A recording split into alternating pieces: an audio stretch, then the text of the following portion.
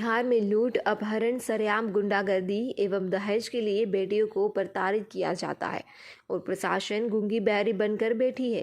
ताज़ा मामला मुजफ्फरपुर से जिला दामोदरपुर निवासी मुसरत परवीन की शादी 9 साल पहले सन 1913 में प्रेमी छपरा निवासी नियाज अहमद से हुई थी। शादी के बाद कुछ भी ठीक नहीं रहा। मुसरत के ससुराल वालों ने दहेज के लिए प्रताड़ित करना शुरू कर दिया। ससुर हाजी इदरीश ने तो कभी कभी सास जुबैदा खातून दहेज के लिए टॉर्चर करती थी। 13 नवंबर 1921 को मुसरत के साथ कुछ इस तरह की घटना हुई। पति नियाज अहमद ने दहेज में आपची बाइक और नकद 4 लाख रुपए की मांग करने लगे। मुसरत गरीब परिवार से बिलोंग करती थी, भला इतना बड़ा रकम लाए भी तो कहाँ से। दहेज की रकम पूरी नहीं होने पर मुसरत परवीन को पति नियाज अहमद बुरी तरह से मारकर घायल कर दी, जिसका सबूत खुद मुजफ्फरपुर सदर अस्पताल इंजरी रिपोर्ट खुद बयां करती है कि मुसरत को बुरी तरह से घायल कर दिया गया था।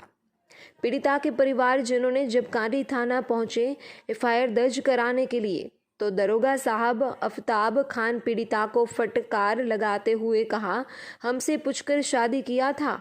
इन बातों से जाहिर हो रहा है कि बिहार में शादी करने के लिए थाना से परमिशन लेना होगा। दरोगा आफ्ताब खान के इन बातों पर राजद नेता एवं बिहार प्रदेश के महासचिव हरिवंश पासवान क्या कुछ कहा, आइए सुनते हैं। कांडी थाना का शिकायत लेकर पीड़ितों ने मुजफ्फरपुर एसपी को दिया, लेकिन फायदा कुछ भी नहीं हुआ।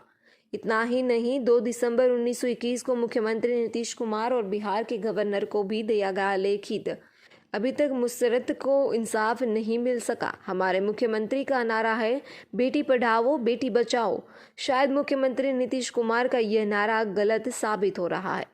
जब गवर्नर और मुख्यमंत्री पीड़िता के बारे में अभी तक छानबीन नहीं किया, तो यह बात साफ है कि मुख्यमंत्री नीतीश कुमार पुलिस को खुद ही बढ़ावा दे रहे हैं। ऐसे में क्या होगा बिहार की बेटियों का भविष्य। बड़े बड़े बात करने वाले और ताल ठोकने वाले सुशासन बाबू, आप खुद देखिए बिहार में दहेज के लिए बेटियों को कैसे प्रताड़ित किया जाता है।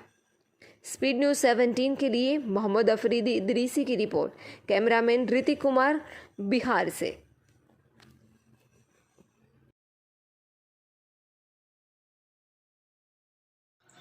बिहार में बताया जाता है कि दहेज बंद है। ताज़ा मामला अभी का मुजफ्फरपुर, छोटी बैरिया दामोदरपुर थाना कांटी, जो वहाँ की जो लड़की है मुसरत परवीन, उसके साथ अभी बहुत दुरुपयोग व्यवहार किया गया है। उसे काफ़ी मारा गया है दहेज के लिए। लेकिन हमारी बिहार सरकार कहती है कि दहेज बंद है। इस मामले में आपका क्या कहना है? देखिए, बिहार सरकार तो बिहार में बैठ के देख रही है, लेकिन दहेज प्रथा को पूरे बिहार में जो प्रशासन है, हमारे थाना अध्यक्ष हैं, इन लोगों के यहाँ कोई भी शिकवा शिकायत जाता है तो गंभीरता से लेना चाहिए। ये दैनिक समाचार माध्यम से आया है जो आप मुसरत परवीन का जो कांटी का है, प्रेम छपरा कांटी का, उसका हाल देखने के बाद ये पता चलता है कि जिस दरिंदों ने इसको मारपीट किया, सदर थाना में इसकी इलाज चल रही है। उस पर वहाँ के जो कांटी का थाना अध्यक्ष है, उनको अविलंब कार्रवाई करते हुए और जेल के सलाखों के अंदर बंद कर देना चाहिए। वहाँ के जो दरोगा जी हैं, उनके पास इनके परिवार परिजन सब पहुँचे, लेकिन उनको तरफ से उनको फटकार मिली। वहाँ के दरोगा जी का ये कहना है कि मुझसे पूछ के शादी की है हो, महल देख के शादी की हो। तो अब क्या, जो बिहार में किसी बेटी की शादी होगी तो क्या पुलिस वालों से पूछना पड़ेगा या प्रशासन से पूछना पड़ेगा? क्या हमारे गार्जियन अब वो हैं, या यही है सुशासन राज या शासन राज? अगर कांटी का थाना अध्यक्ष अगर वैसा बात इन्होंने बोला है, तो हमको तो ये लगता है कि बिहार में कोई भी शादी करना पड़ेगा तो तमाम थाना अध्यक्ष से पूछना पड़ेगा कि हमको शादी बेटी का बेटा का करना है, यहाँ करे कि नहीं। क्या वही देख रेख उनके घर के करेंगे, लड़का के लड़की के बातों को जानेंगे, जो बयान अगर कहा है लड़की वालों के साथ ऐसा व्यवहार किया है, तो इससे तो साबित होता है कि ये कानून अपने मन का कानून थानाध्यक्ष बनाए हुए हैं कांटी वाले कि हमसे पूछ के शादी करें। ये तो बहुत बड़ा गलत बयान है और सरकार के इस पर तुरंत सुनना चाहिए और सुन करके और थानाध्यक्ष पर कार्रवाई होनी चाहिए। और जो पिटाई किया है उस परिवार के सास ससुर और शादी कर लेने बुरी बात नहीं है, लेकिन परिवार को चलाना, परिवार खर्चा मांगेगा, बाल बच्चा के पढ़ाई के लिए मांगेगा, कपड़ा लत्ता के लिए मांगेगा, भोजन के लिए मांगेगा, तो क्या उसका पिटाई किया जाएगा? बार बार दहेज मांगा जाएगा? और एक बार शादी ब्याह होता है जो झूठा रीति रिवाज के कथना अनुसार सलामी रूप है, उसको हर बेटी वाला कुछ सलामी दे देता है, तो फिर दहेज तो बंद है।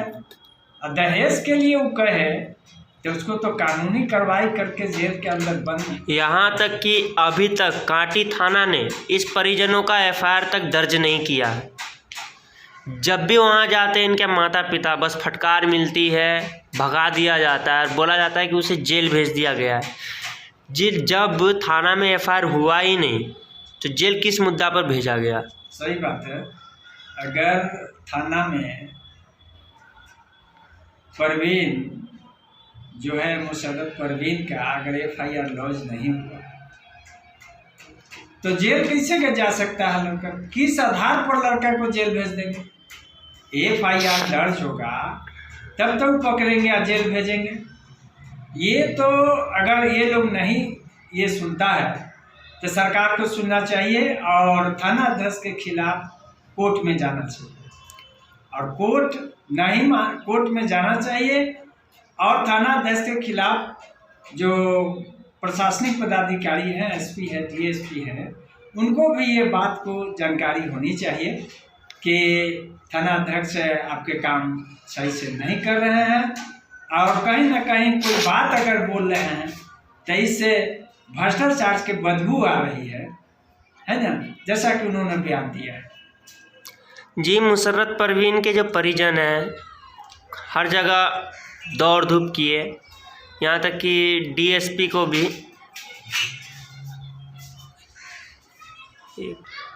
मुशर्रफ परवीन के परिजनों ने डीएसपी साहब को भी भेजे थे बाय पोस्ट कि ये हमारी मदद की जाए, लेकिन अभी तक उनके तरफ से कोई रिप्लाई नहीं आया। हम जो डीएसपी मुजफ्फरपुर हैं वहाँ 2 डीएसपी हैं, अगर जो कांटी थाना में जो भी पढ़ते हैं और उनको बाई रजिस्ट्री अगर लड़की के माँ बाप भेजे हैं, उनको प्राप्त हो गया होगा तो उनको चाहिए था कुछ पर थाना अध्यक्ष से पूछताछ कर कार्रवाई अपने स्तर से भी जांच कर और उस पर कार्रवाई करनी चाहिए थी। जी, बहुत बहुत शुक्रिया, आपने लड़की के